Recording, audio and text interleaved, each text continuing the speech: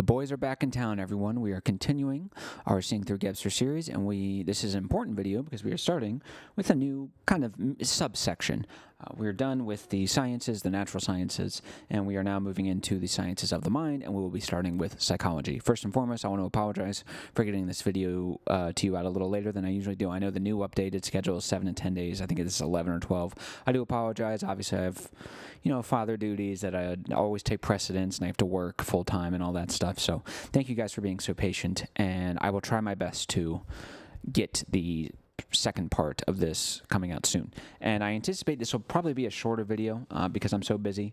And this isn't the longest section, but it was just long enough that I felt necessary to break it into two. So thank you guys so much. And without further ado, let's get into it. And we are going to get into it because there's some funny shit in this video.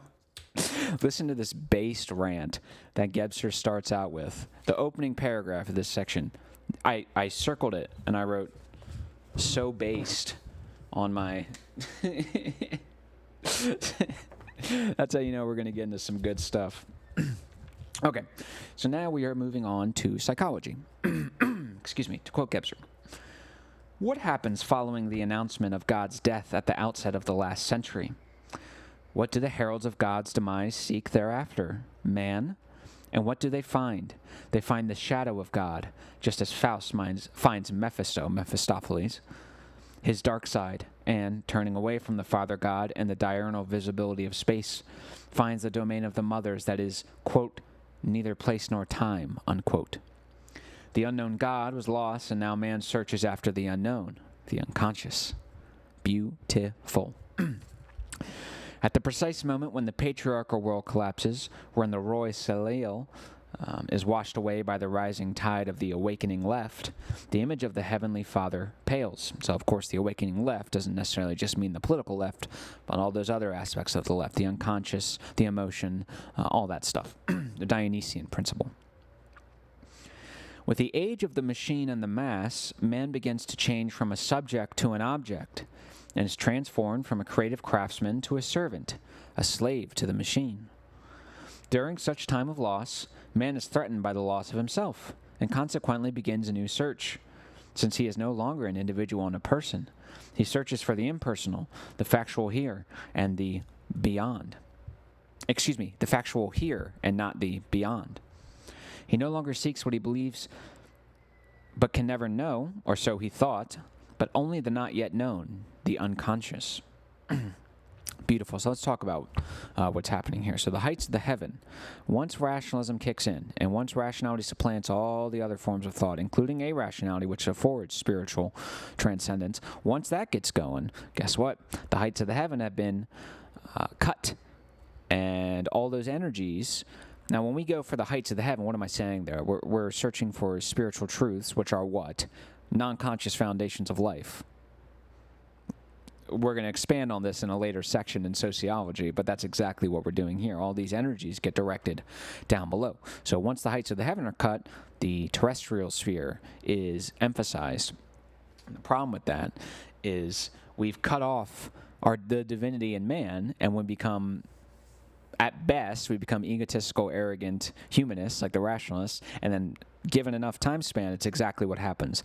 As machines become a more important and efficacious part of society in the world, and as there are just simply more and more people, the human subject turns to an object, and he becomes a little pawn to be moved around. This is not good. This is inhuman. This is against our spiritual purpose. This is a disgrace. But the point is, this situation brought into being the search for the unconscious. Research into the unconscious becomes a general topic. It forms the beginning of biology as a science and the pursuit of the unconscious foundations of life. At the same time, it is the beginning of 5 other sciences in search of the same foundations: archaeology, geology, mythology, occultism, and psychology. After the heights of the heaven have been lost, the sciences pose themselves the task of exploring the depths. It is the beginning of that journey into the emptiness to whither Mephisto sends Faust, in whose nothingness he, quote, hopes to find the sum of the universe. Well, again, we try to do that with spirituality, and that would actually be a plane that could offer those answers. Now, would it ever offer that? Maybe not, because that's up to the whatever's going on up there, if you will. But it's a whole lot better than what's going down on here, because down here, yeah, we don't have sort of spiritual permission to gain this knowledge, but the knowledge we have is false knowledge. It's not the real unconscious foundations of life. So, yeah, we don't have that self-imposed restriction, and we can come to knowledge of all these non-conscious foundations of life in the purely terrestrial sphere. But as above, so below, my friend. The layers of the earth are discovered. The fascination they engender is well described by Stifter in his novel Der Nachtsommer. Along with the layers of the soul, and finally the mythological layers of earlier times revealed. The unknown, the once accursed phenomena, are now investigated. It's beautiful how he just lays it out like that, isn't it? 3 paragraphs, just cuts through it all. With all this, time suddenly becomes visible. Man becomes aware of time. The past, the forgotten and spatially invisible, that is, latencies and intensities, take on the shape of their past or intangible reality. Beautiful. Goethe's friend Winckelmann becomes the founder of archaeology, discovering the past as a past reality. To Goethe's contemporaries, the earth, notably mountains and their layerings, reveals the presence of time. Mythology opens the way for an understanding of past times. Psychology occupies itself with the non-spatial processes of the soul. Occultism hunts out the invisible causes and powers of previously suspect phenomena, which form the subject of investigations by Karras, Young Stilling, Justinus Kerner, and Brentano. So we're seeing that with this discovery of the unconscious, each doomed domain, as we just laid out, has their own way of discovering time, and we're going to make that a little more clear with psychology. Very interesting. The phenomenon of the unconscious, anticipated in late scholasticism, and particularly by Leibniz, now became the principal object of investigation of psychology in the wake of Kant, the Romantic poets, Goethe, and his friend Karras. And the basic outlines of both psychology and biology were drawn by J.O. de Lemaitre. Although his work was publicly burned, his 2 works of 1748, La Homme Machine, sorry, snooty French people, presenting a mechanistic conception of the world, and La Homme Plante, which began comparative biology, anticipated later events, and together with Diderot and the encyclopedist, laid the groundwork for the announcement that God is dead. Interesting.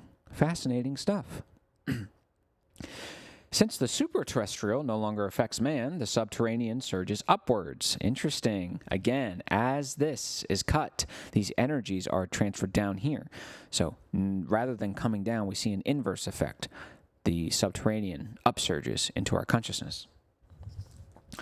Dupuis, or Dupuy, assembles the first compendium of myth during the first years of the French Revolution. At about the same time, as Goethe reported from Rome, Carl Philipp Moritz begins to, quote, compose his mythology of the ancient gods in a purely human sense. So no longer, remember, we've cut the spiritual connection, so now mythology is understood in a purely rational sense. A lot of symbolism, a lot of interpretation, it can be beneficial, but you're cutting yourself off. That is, as an anthropocentric mythology. It came out in 1791, just a year before the book of Dupuy, and they were followed in 1800 by Knowles' attempt to systemize the rationally unfathomable myths in his Dictionnaire de la Fable. His work was continued in Germany by Kreuzer and Herder. Archaeology begins with Winckelmann and leads directly to the discovery by Schliemann of the historical levels of Troy. Goethe describes the scenes of Faust's descent in the domain of the mothers and Helen, the Helen for whose sake the Hellenists destroyed Troy, thereby becoming historical, as the, quote, dark gallery, and this dark gallery is an apt image of the subterranean excavations of archaeology and psychology. So that's what we're doing. We're excavating the dark gallery. We did that with spirituality. Now we're doing it on the terrestrial sphere. Geological and psychological levels dominate the conceptual world of investigations, henceforth oriented only toward the earth and man. These levels open up time to our view, time that is lost in the unknown and shines forth in origin. In Goethe's concepts of primal phenomena, primal words, primal stone, primal plant, and even in the archetypes of C.G. Jung, primal signals a temporal beginning. Interesting. All such concepts vividly show showed the efforts undertaken to grasp the non-spatial. The unknown is no longer sought in theological, but rather researched in anthropological terms, and the search culminates in the discovery of time and its various modes of manifestation, whose common characteristics is their non-spatiality. So, pretty interesting sort of history of the development of the search for the unconscious and what it brought about. I think it's pretty cool. These suggestions should suffice to indicate the extent to which the eruption of time has transformed consciousness since the French Revolution. It was then that technology, as thought out by Leonardo da Vinci, began to become a reality, as did the interest in antiquity prefigured during the Renaissance, and the same holds true of archaeology, also toyed with in the Renaissance. The unconscious, preformed as a term and concept by late scholasticism and by Leibniz, becomes the password of the scientific psychology then emerging. The constellations formed around 1500 become obvious by 1800 and erupt in all areas of European applied knowledge.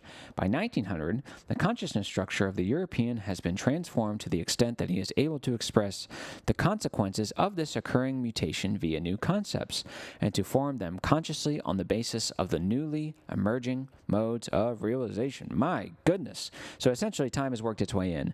We've been able to understand this through these different domains, and attaining knowledge of time allows us to create sort of new concepts, if you will. Not concepts in a strictly spatially confined way, but temporics, essentially. The desire to integrate time into your spatial concepts. Let's see, is there anything else in that paragraph? Becomes the password. Yeah, there we go. The year 1900 is not only significant because of Planck's establishment of quantum theory, it is the year Sigmund Freud published his interpretation of dreams. In 1902, de Vries, biology, successfully formulated his theory of mutations. In 1905, Einstein published his first theory of relativity, and Freud his introductory lectures on psychoanalysis. In 1910, Rilke's Aufzeichnungen de Malt-Lauritz Brig is published, an inner novel stressing psychic events, and the novel, like Goethe's Werther, K.P.H. Moritz's psychological novel Anton Reiser, the psychologically tinged novels of Stendhal, the occultist works of Maeterlinck, and even the four-dimensional space-time continuum of Einstein, is unthinkable without the discovery of n-dimensional, non-Euclidean geometry by Gauss, Goethe's contemporary, and by Riemann. So the point is, you're starting to see all these different discoveries that can only come about when integrating the non-spatial dimensions and non-spatial aspects or elements of the world. Time, of course, being one of them. You can't really see time. You're not really measuring it. You're measuring what it does to space. You know what I mean? You're not really measuring time itself. You know, the frequency of the words I'm speaking right now, they can be understood through their connection to space, but I can't actually see it. I can't put it on the table for you. I can't put it in front of the camera for you. The point is we're augmenting and integrating our quantified external knowledge with the non-spatial, qualitatively immanent temporal knowledge as well. With Freud's interpretation of dreams, the formulation of the unconscious acquires common currency, pervading and altering the general consciousness. In terms of physics, clock time is an aspect of the fourth dimension, and likewise the unconscious represents in psychological terms another aspect of the fourth dimension. Research during recent decades into the unconscious, particularly by Freud and Jung, lead to results indicative of the essential root of the authentic fourth dimension, the achronon, or time freedom. If we are only willing to regard these results and the terminology of this research into the psyche as a reflection of the basic aperspectival trend of our epoch. So Gebser is saying that the unconscious itself is an irrational phenomena, because in investigating it, the time freedom or the achronon comes into being, comes into manifestation, and comes into our consciousness, which we're about to get into. The discovery of the basic trend is abetted by attitudes and positions in contemporary psychoanalysis which we emphasize. 1. Time as an intensible factor and as energy. What was number one for the other two domains? The discovery of time. Number 2, the supersession of dualism. Moreover, it provides evidence of, number 3, the initial manifestation and awareness of the pretemporal, the time-free, which can neither be conceptualized rationally nor experienced irrationally, but can only be perceived irrationally. So Again, another example of the three: time being discovered, supersession of dualism, and some sort of discovery of some sort of irrational element or something like that. Let us turn our attention to the evidence in support of these 3 points, bearing in mind that we are deliberately restricting our discussion to psychoanalysis, thereby giving priority to the empirical rather than the experimental psychology. Now, I'm going to skip ahead a little bit because he talks about some of the experimental psychologists. He talks about like Skinner and all that stuff. It's pretty interesting, but it's not too relevant here. All right. In the results and concepts elaborated during the last 3 to 4 decades in psychoanalysis, there are initial indications of characteristics of the new aperspectival consciousness structure, despite the problematic constellation imprinted on each psychology by its own subject matter. This constellation results from the ambivalence and polarity immanent in the psyche itself, which colors all psychological assessments and expressions pertaining to it. So when you have ambivalence and this sort of yin or yang in psychology, well, what's that, baby? That's the mythical structure. Psychology is our rational accountings of the soul. Now, there's an argument to be made about separating the soul and psyche, and, that's fine. But if it's the soul, if it's very least connected to the soul, you would expect to find the 2D mythical circle, right? The 2D flat circle that is ambivalent because you have the yin and the yang. The white half, the black circle is in the white half, and then, of course, vice versa. That's the ambivalence there. By taking this into account, we shall be able to understand the indications in accord with psychological research and theory. Such indications confirm that in this branch of knowledge, too, there are aperspectival inceptions erupting. Excuse me. Now, with respect to 1, the time problem.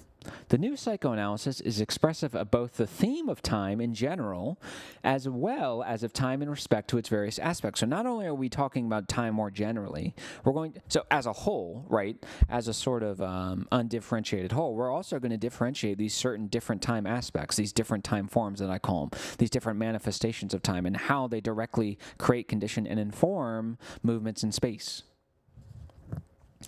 In general, inasmuch as the psyche or the unconscious is not comprehensible spatially. In terms of aspect, inasmuch as the phenomenon of time is divested of its conceptual character and becomes recognizable as a new aspectuation and mode of manifestation. It was Sigmund Freud's courage, his willingness to take dreams seriously, that has opened both of these vistas. Now, why does he say courage there? Because dreams are irrational. They're not necessarily irrational. Although they can be viewed from that perspective, they can be viewed from a rational perspective. But in a culture and an epoch steeped in rationalism, Freud displayed the courage and said, I don't care if this is silly to you. I don't care if you dismiss this as irrational nonsense. I'm going to take this seriously. And thank God he did, because without doing that, we would have never been awakened to the unconscious and its effect on people. And now all of the, in 2025, that's all you hear about is people talking about past traumas. Now, I don't mean that derisively. If you actually went through a traumatic experience, I have sympathy for you. But a lot of people nowadays don't, right? They get told no, or their boss yells at them, and they call it a trauma. It's absurd. Or they get broken up with, and they call it a trauma. Get out of here. Let's see. But that's the point. You have to be courageous, all right, especially in 2025. This is why I'm trying to get to you guys. Be courageous. That's why I decided to start my channel. Take the intellectual argument to the rationalist, as long as the time is appropriate, right? You don't want to be going up to people at work or at the bar if they're just minding. That's not what I'm talking about. But when it's time to stand up for yourself and it's time to stand up for what you think is truth, do it. Do it. I do it all the time. People give me shit for it. Okay. I don't care. It is what it is. I'm not perfect, but I try my best. Open both of these vistas. The effects of the unconscious were brought to awareness.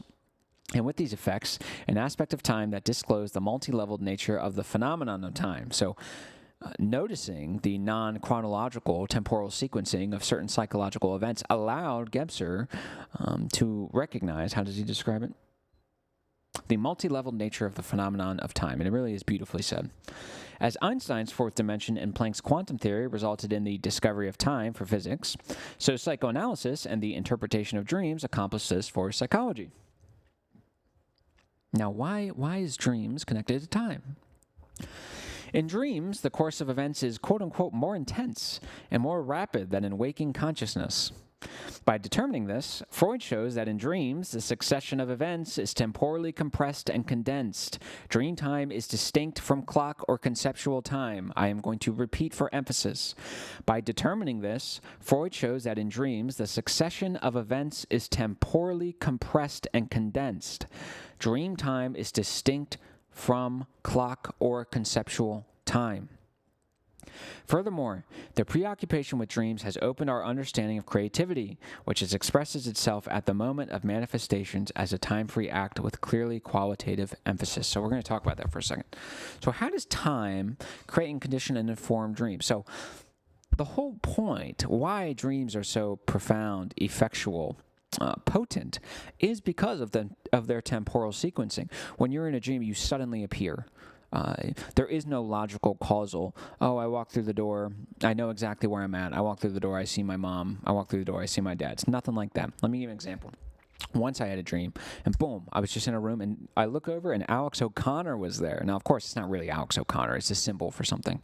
But nonetheless, he just appeared suddenly. Nightmares, they appear suddenly.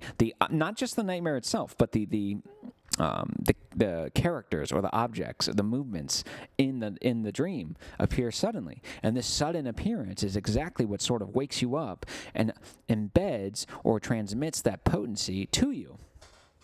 Because if everything followed the traditional, metronomic, chronological way, form of temporal sequencing, there would be no difference, right? You would have no way of recognizing the dream's profundity because there's no distinction between the world as it's developing and dreams. The best you could come up with is, I don't know, you could do some very basic symbolic interpretation, but it's going to be really hard to do that without time, without integrating the temporal sequence. So if you have, if I have a symbol in my dream and I know that it represents my fear, well, the temporal sequencing of that is going to be very important, no? Because if it appears and disappears suddenly, let's say we have an object and it represents my fear, and it appears suddenly in my dream, attacks me, and then disappears suddenly. Well, maybe I'm misunderstanding, but that seems to be relevant. Maybe the lesson there that your subconscious is trying to tell you is that fear appears suddenly, it attacks you viciously, and then disappears suddenly. So all you have to do, keep on guard, be aware for sudden appearances and recognize that these are not going to last permanently and that they will disappear just as suddenly as they appeared. And all you have to do is withstand that little sweet spot. So dreams, in unfolding in a temporal sequence different than clock time, informs the profundity and potency of those dreams. Again, space-time, people. Finally, because of its psychic spacelessness, the unconscious is definitely temporal as well as effectual, since for Jung, quote, the structure of the psyche is not static but dynamic, unquote. Actually, requote, the structure of the psyche is not static but dynamic, unquote. In this sense, Jung speaks of psychic energy. This utterly contradicts earlier attempts by previous generations to localize the psyche in the static, spatially world of conceptuality. We must be careful not to misconstrue